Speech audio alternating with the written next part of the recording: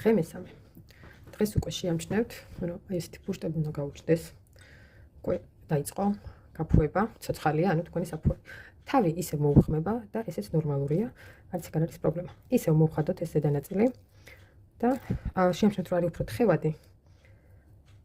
მაგრამ ყველაფერი ეს არის ნორმის ფარგლებში.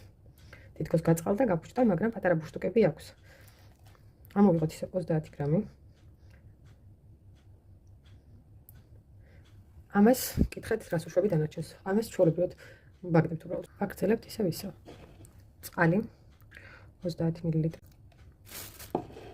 გავხსნათ ჩვენი საფუარი. ანუ მესამე დღიდან უკვე გადავდივართ ნენელა პურის ფქვილზე.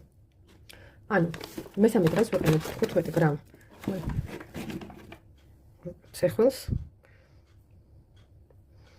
და 15 გრამ თეთრ ფქვილს უმაღლესი ხარისხის მაღალი ცილის შემცველობით ესეც. და გავხსნათ ყველაფერი კარგად. ანუ ხვალიდან უკვე გადავდივართ მთლიანად პურის ფქვილზე, დღეს ვაკეთებთ ნახევარ-ნახევარს.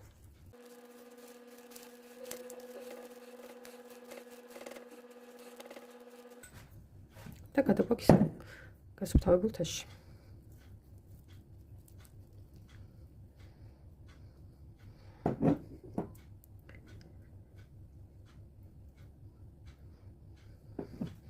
ესეა. მოსწორად გვერდები. ველოდებით ხვალინდელ დღეს ისე. თავზე ვაფარავთ. და ნახვამდის ხვალამდე.